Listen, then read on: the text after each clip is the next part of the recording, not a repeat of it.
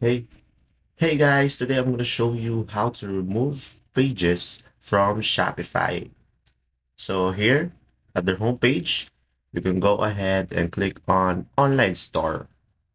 And then here down below, you can see pages right here.